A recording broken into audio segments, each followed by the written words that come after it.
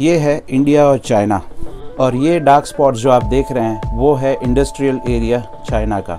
China में industries हर जगह फैली हुई है, यहाँ पे, यहाँ पे, यहाँ पे, और ये सारी इंडस्ट्रीज़ बिजनेस करती हैं अलीबाबा के साथ। चाइना हर साल करीबन $700 बिलियन का प्रोडक्ट पूरे वर्ल्ड में एक्सपोर्ट करता है, और इंडिया में भी काफ़ी प्रोडक्ट्स एक्सपोर्ट होते हैं। इंडिया के सारे बायर्स कोशिश करते हैं कि प्रोडक्ट्स उनको चाइना से काफ़ी सस्ते रेट में मिल जाए, और यहीं पे प्रॉब्लम शुरू होता है। हम बिना कुछ पढ़े समझे डायरेक्टली अलीबाबा की साइट पे चले जाते हैं और ऑर्डर करना शुरू कर देते हैं। ऑर्डर हो जाने के बाद सेलर्स अपना प्रोडक्ट एज़ यूजुअल भेजना शुरू करते हैं। ऑर्डर्स जब कंफर्म होते हैं तब उसको भेजने के दो तरीके होते हैं, एक बाय एयर आता है और दूसरा बाय सी। अगर आपका पैकेज छोटा है तो मोस्टली वो बाय एयर आ जाता है, अगर आपका पैकेज बड़ा है या फिर कंटेनर लोड है तो फिर वो बाय सी आता है। अगर आपने शिपमेंट बाय एयर बुक किया है तो शिपमेंट शायद 5-6 दिन में पहुंच जाए, अगर बाय सी है तो उसको 30 से 35 दिन या 40 दिन भी लग सकते हैं। जैसे ही आपके प्रोडक्ट्स इंडिया में पहुंचते हैं तो वहाँ पे हर जगह कस्टम वाले रेडी रहते हैं प्रोडक्ट को चेक करने के लिए। अगर आपके डॉक्यूमेंट्स प्रॉपर नहीं हैं तो फिर आपका शिपमेंट वहीं पर होल्ड हो जाता है। और इसके पीछे सबसे बड़ा रीज़न है, अगर आप प्रोडक्ट्स बल्क में ऑर्डर करते हैं तो कस्टम वाले हमेशा प्रोडक्ट्स को चेक करते हैं, और वो कस्टम ड्यूटी लिए बिना आपको कभी भी आगे वो प्रोडक्ट्स को नहीं भेजेंगे। जैसे ही उनको पता चलता है कि ये शिपमेंट आपका है, वो शायद आपको कॉल करेंगे या फिर आपको मेल करेंगे, या फिर प्रोडक्ट डायरेक्टली आपके वहाँ पे भेजेंगे और कस्टम ड्यूटी वहीं से कलेक्ट करेंगे। लेकिन वो छोटे पार्सल में होता है, बड़े पार्सल या कंटेनर लोड में ये पॉसिबल नहीं होता है। अगर आपका कोई रिस्पांस नहीं आता है या फिर आप कस्टम ऑफिस में जाके पेमेंट नहीं करते हैं तो आपका प्रोडक्ट रिटर्न हो जाता है और आपके सारे पैसे भी चले जाते हैं। इसके पीछे सबसे बड़ा रीज़न है टैक्स। जो प्रोडक्ट्स आप यहाँ पे ऑनलाइन ऑर्डर करते हैं अलीबाबा से, वो प्रोडक्ट अगर विदाउट कस्टम इंडिया में एंट्री होता है और आप उस प्रोडक्ट को अगेन इंडिया में बेचते हैं तो उसके पीछे का जो टैक्स इन्वॉल्व है वो सारा गायब हो जाता है, और इसकी वजह से हमारी इंडियन इकोनॉमी में बहुत इम्पैक्ट आता है और हमारी इंडियन इकोनॉमी गिरती जाती है, और इसी की वजह से डॉलर के रेट्स अप होते जाते हैं। तो अगर आप सोच रहे हैं कि चाइना से ऑर्डर करेंगे बल्क में तो फिर आपको रुक जाना चाहिए, नहीं तो आपकी सारी मेहनत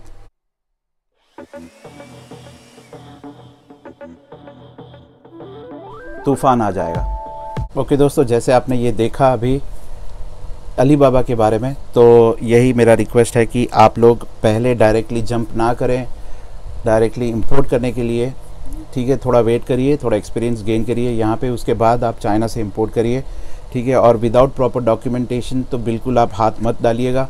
ये मैं आपको सबको बार बार रिक्वेस्ट कर रहा हूँ, क्योंकि इसमें आपका पैसा जो है वो बहुत ही खर्चा हो सकता है, ठीक है। मतलब ऐसा हो सकता है कि आपको फोर्सिबली कलेक्ट करवाया जाए उसका जो भी इंपोर्ट ड्यूटी है, बिना आप जाने ऑर्डर करेंगे तो फिर बहुत प्रॉब्लम हो सकती है, ठीक है। तो थोड़ा वेट करिए, मैं सारे सॉल्यूशंस आपके लिए लाऊंगा, कैसे आईसी कोड के लिए अप्लाई करना है, कहाँ से करना है, ये सारी जानकारी दूंगा, धीरे धीरे दूंगा। लेकिन एक साथ सारी जानकारी देने से आप लोग खुद हड़बड़ी में कुछ कर डालेंगे तो फिर आप बाद में मुझको ही बोलेंगे कि आपकी वजह से हो गया, ठीक है। तो मैं वो नहीं चाहता हूँ, तो प्लीज़ थोड़ा वेट कर लीजिए और आगे मैं आपको सही डायरेक्शन में ले जाऊँगा और धीरे धीरे सारे अपडेट्स और इन्फॉर्मेशन देता जाऊँगा। और एक बात बता दूँ दोस्तों, मैं कल नासिक जा रहा हूँ, वहाँ पे एक फेस्ट है सूला फेस्ट करके जो नासिक में हो रहा है इस बार, तो वहाँ पे मैं जा रहा हूँ। तो शायद कल कोई व्लॉग अपलोड ना कर पाऊँ, लेकिन कोशिश करूँगा कोई एक वीडियो, इन्फॉर्मेटिव वीडियो अपलोड कर दूँ वहाँ से। लेकिन थोड़ा डिफ़िकल्ट लग रहा है, बट आपको मैं पहले से थोड़ा इन्फॉर्म कर देता हूँ। दो बड़ी खबर कह सकते हैं। एक तो आपको गूगल के बारे में पता है, गूगल ने अब एप्पल को पछाड़ दिया है in terms of most valuable company, ठीक है। तो गूगल की जो पहले वैल्यू थी वो करीबन 500 बिलियन के आसपास थी, अब वो करीबन 600 बिलियन के ऊपर चली गई है। और इसके पीछे मेन रीज़न जो है वो है एप्पल का जो वैल्यू कम हुआ उसकी वजह से, मेनली उसकी वजह से, क्योंकि लास्ट ईयर एप्पल के सेल्स काफ़ी कम हुआ है एप्पल मोबाइल फ़ोन्स के, और उसकी वजह से उनकी वैल्यू जो है गिर गई।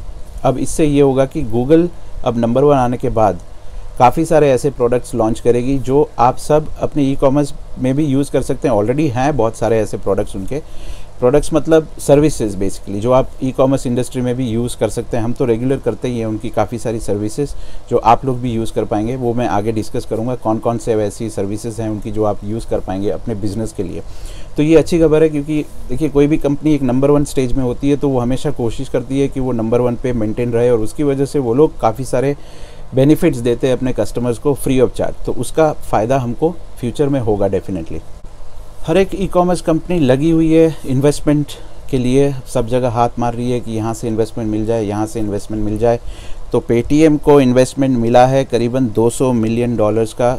वैसे ये सारी बड़ी बड़ी कंपनीज़ के लिए 200 मिलियन कुछ ज़्यादा नहीं कह सकते, लेकिन 200 मिलियन के सामने वो लोग अपने शेयर्स जो हैं वो डाइल्यूट कर रहे हैं, और अप टू 40% जो है वो अब अलीबाबा को दे देंगे। अलीबाबा इसमें इन्वेस्ट कर रहा है, ठीक है, $200 मिलियन का। अब इससे होगा क्या?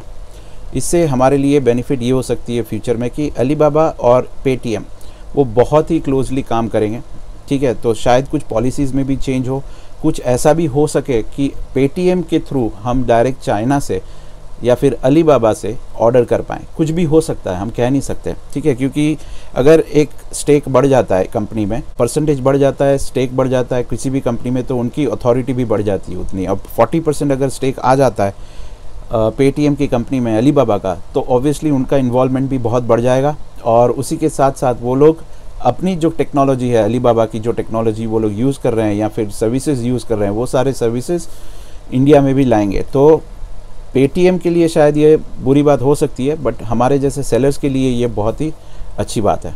और हाँ दोस्तों, आई होप कि आप लोग फ़ायदा उठा रहे हैं वो एग्जीबिशन की जो मैं डिटेल्स अपलोड करता हूँ फेसबुक पेज में, तो उसका भी फ़ायदा उठाइएगा। प्लीज़ आप भूलिएगा मत वहाँ पे जाना, ठीक है। ये बार बार मैं अपने ब्लॉग में कह रहा हूँ ताकि आप लोग वहाँ से भी फ़ायदा उठा पाएँ। एक इंसान ने एक दूसरे बंदे का सिम कार्ड डुप्लीकेट बनवा के फिर उसकी डिटेल्स यूज़ करके, बेसिकली OTP यूज़ करके उसके बैंक अकाउंट से 75 लाख रुपीस अपने अकाउंट में ट्रांसफ़र कर लिए या फिर किसी और अकाउंट में ट्रांसफ़र कर लिए। तो बेसिकली 75 लाख रुपए उसने सिर्फ एक सिम कार्ड की बदौलत चुरा लिए कस्टमर के अकाउंट से। तो ये कैसे पॉसिबल हो सका? क्योंकि देखिए सिंपल सी बात है, अगर आपके डॉक्यूमेंट्स आप ओपनली शेयर कर रहे हैं, कोई भी उसका मिसयूज़ कर सकता है, और आपको पता भी नहीं है कि हमारे कंट्री में वर्ल्ड वाइड किस तरह के लोग पड़े हैं जो ऐसी इन्फॉर्मेशन भी यूज़ करके आपका पर्सनल इन्फॉर्मेशन और आपका हार्ड एंड मनी रातों रात गायब कर सकते हैं। तो आपके जो भी डॉक्यूमेंट्स हैं, जो भी पर्सनल इन्फॉर्मेशन है, उसको जैसे तैसे आप शेयर मत करिएगा लोगों के साथ। इवन अगर आप कहीं पर भी फ़ोटोकॉपी निकालने जाते हैं तो इंश्योर करिए कि उसकी कॉपी आप दें तो वहाँ पे लिख दीजिएगा कुछ भी कि this photocopy is only for the purpose of this. तो ऐसा लिखने से होता ये है कि कहीं पर भी फ़ोटोकॉपी कोई मिसयूज़ करने जाएगा, ठीक है, तो उसको क्लियरली आइडिया आ जाएगा कि ये फ़ोटोकॉपी इसके लिए दी गई थी, लेकिन वो बंदा इस पर्पस के लिए यूज़ कर रहा है, तो देयर इज़ समथिंग रॉन्ग, ठीक है। तो ये एक एडिशनल आपके लिए बेनिफिट हो सकता है। एक इन्फॉर्मेशन है एफिलिएट के बारे में। स्नैपडील ने अपने जितने भी एफिलिएट मार्केटिंग लिंक्स थे, मतलब जो भी एफिलिएट मार्केटिंग करवा रहा था, वो सब पॉज कर दिया है उन्होंने। तो अगर आप एफिलिएट मार्केटिंग करते हैं स्नैपडील की, तो फिर आपको अभी कोई फ़ायदा नहीं होगा, वो सारा आप पॉज कर सकते हैं।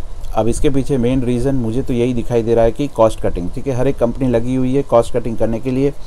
एफिलिएट मार्केटिंग वो ऐसा एक मार्केटिंग सोर्स है जहाँ पे वो कंपनी आपके थ्रू, आपके चैनल के थ्रू मार्केटिंग करवाती है ताकि उनका सेल हो, ठीक है। और जैसे सेल होता है आपकी मार्केटिंग के थ्रू, तो आपको वो कमीशन देती है। इसके बारे में मैं पूरा डिटेल में आगे बात करूँगा, लेकिन जस्ट आपको ये इन्फॉर्मेशन दे रहा हूँ कि ये ऐसा क्यों हुआ कि स्नैपडील को बंद करना पड़ा। ऑब्वियसली सबसे बड़ा प्रॉब्लम यही है कि सबको पैसा बचाना है, और सबसे पहला स्टेप उन्होंने यही लिया, क्योंकि एफिलिएट मार्केटिंग में बहुत खर्चा भी होता है, ठीक है। पेमेंट करना पड़ता है रेगुलरली, जो भी एड्स डिस्प्ले होती है उसकी क्लिक करते हैं, पेमेंट करते हैं। काफ़ी लोग तो मिसयूज़ भी करते हैं उसका। तो अब शायद फ्लिपकार्ट भी करे, आई एम नॉट श्योर, कर सकते हैं, क्योंकि उन्होंने भी अभी डिसाइड किया है कि वो लोग भी काफ़ी कॉस्ट कटिंग करने वाले हैं। तो लेट्स सी आगे क्या होता है। अगर आप फूड सेगमेंट के रिलेटेड हैं तो आपके लिए शायद एक अच्छी खबर हो सकती है, क्योंकि अमेज़ॉन अब लॉन्च करने वाला है अपना ऑनलाइन फूड ई-टेल, उसको कह सकते हैं ई-टेल, जहाँ पे वो अपने जो भी नियरेस्ट फूड सप्लायर्स होंगे, फूड सप्लाई चेन होगी, रेस्टोरेंट्स या फिर कोई भी, उनके साथ कोलैबोरेशन करके उनके प्रोडक्ट्स अमेज़ॉन में बेच के कस्टमर्स को डिलीवर करने वाले हैं। आप समझ सकते हैं जैसे ज़ोमैटो है, ठीक है, या फूड पांडा है, कुछ उस तरह। तो उससे फ़ायदा सबसे बड़ा यही होगा दोस्तों कि जो फूड इंडस्ट्री में हैं, ठीक है, उनके लिए एक रास्ता खुल जाएगा पैसे अर्न करने का।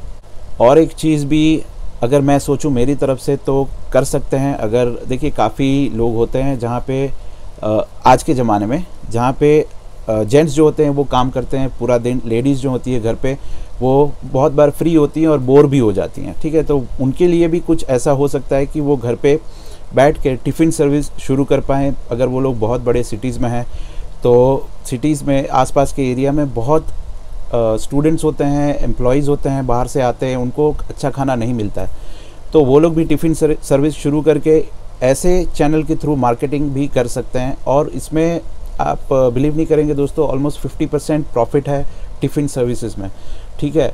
एक्सप्लोर कर सकते हैं, आप ट्राई करके देखिए। मैं खाली मेरी तरफ से आपको एक आइडिया या फिर सजेशन दे रहा हूँ, वैसे आप लोगों को सबको ये पता ही होगा। और दोस्तों वो प्रॉफिट कैलकुलेटर जो मैंने अपलोड किया है उसके बारे में कोई भी आपका सजेशन हो, कुछ भी अगर मिस हो गया उसमें कोई कैटेगरी, तो मुझे बता दीजिएगा, मैं उसको ऐड करता रहूँगा और उसी लिंक में अपलोड करता रहूँगा। और मेरे फेसबुक पेज में उसके बारे में अपडेट देता रहूँगा कि मैंने ये और एक कैटेगरी उस कैलकुलेटर में ऐड की है। तो आप फेसबुक पेज को डेफिनेटली लाइक करना मत भूलिएगा, क्योंकि उसमें मैं हर रोज़ बहुत सारी अपडेट्स देता रहता हूँ, तो फ़ायदा हो सकता है। दोस्तों आज कोई क्वेश्चन आंसर सेशन नहीं है क्योंकि मुझे जाना है नासिक, तो आज थोड़ा जल्दी निकलना पड़ेगा और जल्दी ये वीडियो को एडिट करना पड़ेगा।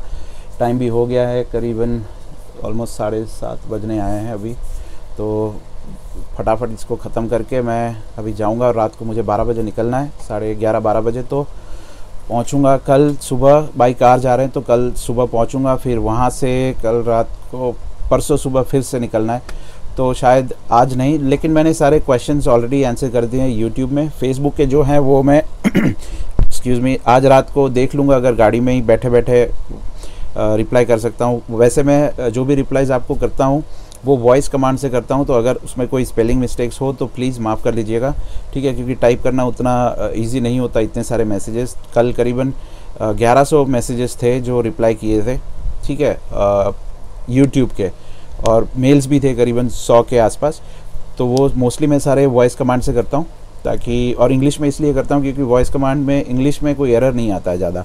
हिंदी में करने जाता हूँ तो कुछ भी टाइप हो जाता है और मतलब उसको मैं भेज नहीं सकता, इसीलिए मैं इंग्लिश में लिखता हूँ ताकि वो फास्ट हो। आई होप कि इसमें कोई आपको प्रॉब्लम नहीं होगी, बट अगर समझ में ना आए किसी को तो प्लीज़ माफ़ कीजिएगा और आप मुझे फिर से लिख के भेजिएगा तो मैं आपको हिंदी में रिप्लाई दे दूंगा। और लिखिएगा कि please reply in Hindi, so that मतलब मैं आपको हिंदी में रिप्लाई दे दूं टाइप करके, ठीक है दोस्तों। तो आज का वीडियो हम यहीं पे ख़त्म करते हैं व्लॉग, और मैं मेरी जर्नी भी आपको साथ में दिखाऊंगा। सुलह फेस्ट में क्या हुआ, कुछ नया किया होगा वहाँ पे, तो वो भी आपके साथ शेयर करूँगा। थैंक यू दोस्तों, have a nice evening, bye bye, take care.